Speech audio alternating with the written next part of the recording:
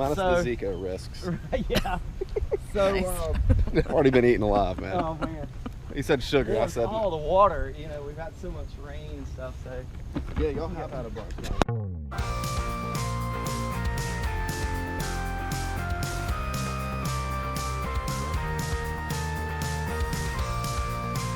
I think it's really gonna rain. Joe, what are we doing here today? We're here to visit one of our summer camp grant program recipients, the first tee of Greater Charleston and Patriots Point golf links here at Patriots Point. Patriots Point, driving range, car.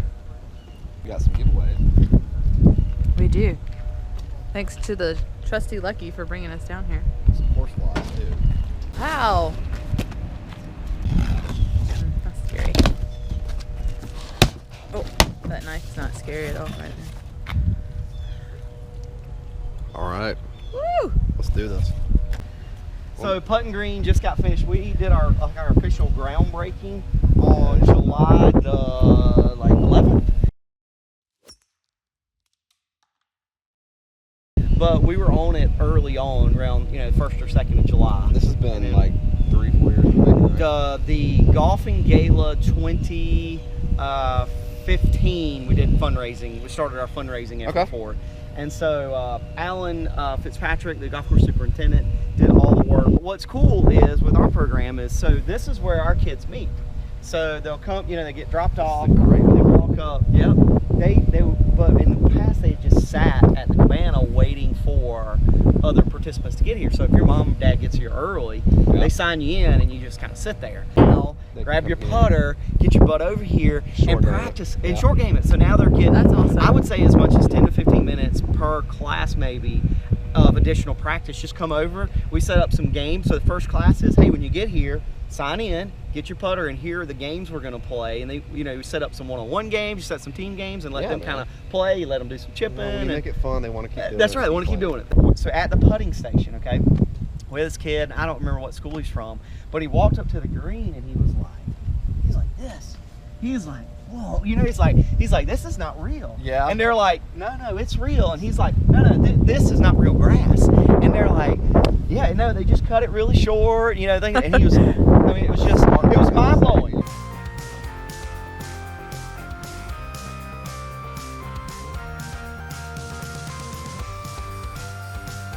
Yeah. And we don't have any inside access right now, so it's not like a clubhouse that we can get into. But there are some discussions and doing a clubhouse in the future and stuff like that. So it just depends. So come on, I'll take you on a ride. And we'll get you. So this little piece, this would be like our parent piece. So it talks about what we do and about our chapter, our mission, our programs, our locations, and then our core values and healthy habits and some feedback. And then then when you flip through, it talks about our legacy partners. So this would be what we give to our parents. So typically the way a class would run for us is, we'd start here at the range cabana, we'd load them up. We have 3 golf carts now. So this is our newest. This is a 6-seater. We have 2 8-seaters, club car 8-seaters.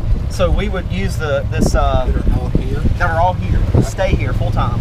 And because we have the most access here as far as range space, now putting green, some golf course opportunities.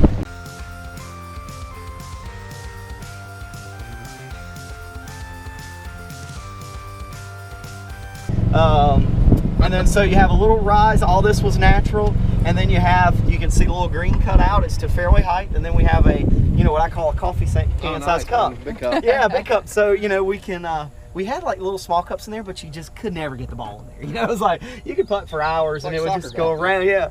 But so in that space where the kids are understanding the ball needs to go in the hole. But then we come back here and we tee off from back here, and we drop a couple cones, and then we play. So this would be like a par 3. Okay. And so you play up this way, kind of same thing. You got some obstacles, your hazard, and then don't hit it long. And then you got the same thing where you've got a little cutout, and then you also have a another coffee can size cup. So then this is our pod.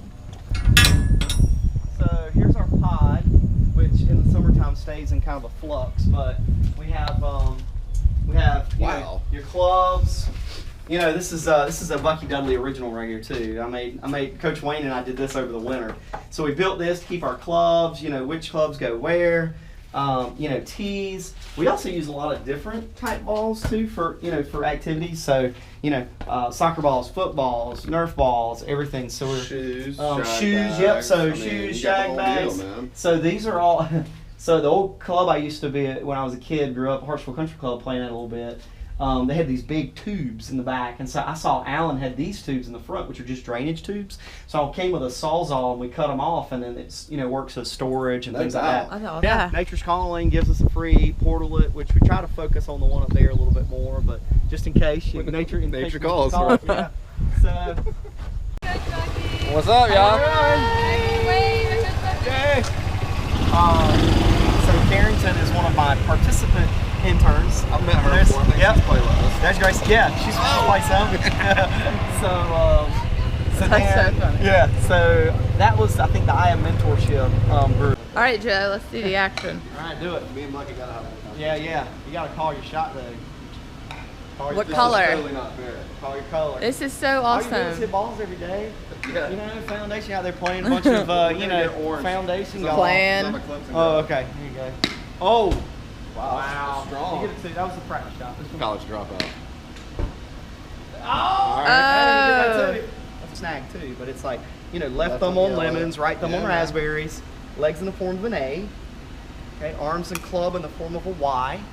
So through the South Carolina Junior Golf Foundation, the grant we received from you guys helps fund the summer programs. Okay. So we're using it for payroll for staff, like the interns that we pick up every season, helps fund them. We're able to get equipment, position the right equipment in the right places that make it fun for the kids, to help pay for the putting green that we saw. Right. So that money went to help kind of fill out the grasses and make sure we could produce that project. Cool. So again, those things were, I mean, I think it's an extra 30 minutes per child per class for 8 weeks. So we're talking hours of extra practice time that the Junior Golf Foundation has helped us kind of make happen, you know? Cool.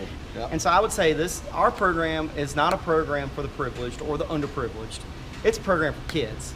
It's a program for young people that are even remotely interested in the game, have a spark of interest in the game of golf.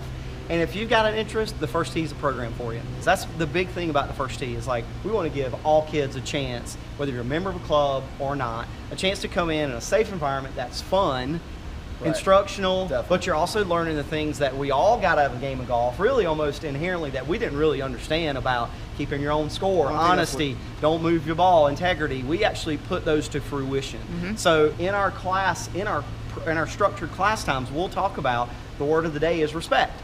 And here's a way that you can show respect. Sure.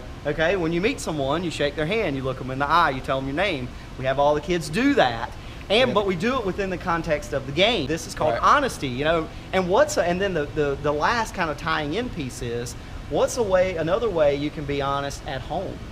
And then how can you be honest at school? Home. Yeah, so now you bring it back into outside of golf, because really it deals more with outside of the game of golf. Mm-hmm. Not what we do on the golf course, but it's because a lot of kids won't ever play golf forever. Maybe they don't get a chance to get to the golf course all the time.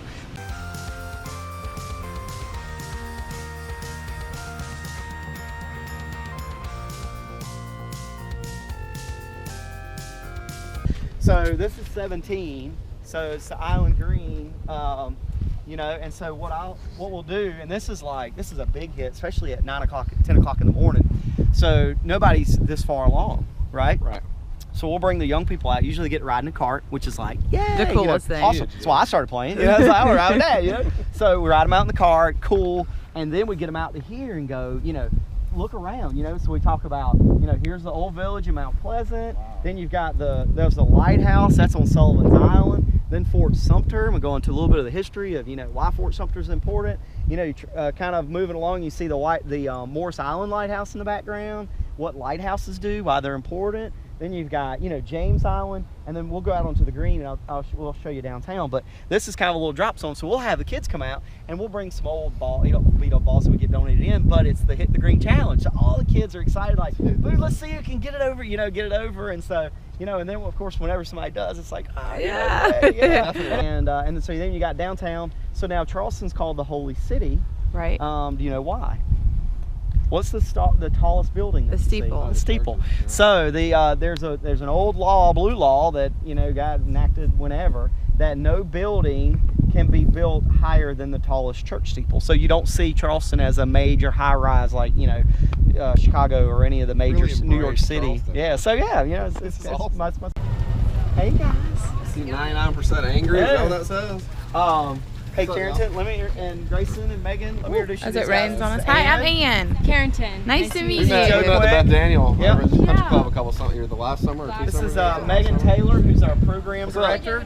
Hi, I'm Ann. Hey, Ann. Good Nice see to you. meet you. Intern coordinator. Hi, I'm Ann. I'm Grayson. Nice to meet you. What's up? I met you too. You played in the Beth Daniel. I or did. Come Yep. out there, yeah. So how did coming up through the first tee to now coming back to work for them, go about that transition a little bit? Yeah. I went through ACE, so with that we learned how to give back and how important it is to give back. So I just really enjoy the community atmosphere, and I got a 12 o'clock deadline to meet. it's a fun environment. I like coaching kids too. All Say the right things like Hey, that. Ann, I got to go. Nice to meet Thank you very much. Yeah, See thanks ya. so Bye. much. Good luck, man. Thank y'all. Yep. I was lucky enough to meet Coach Bucky, who you have seen throughout the day, and he really helped me with giving back and volunteering. And I started volunteering when I was about 12, but I really got involved these past 3 years with the First Tee of Charleston now that I'm a little bit older.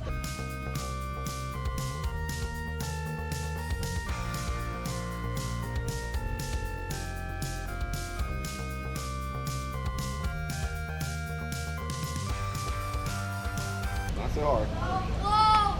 Easy peasy. Okay.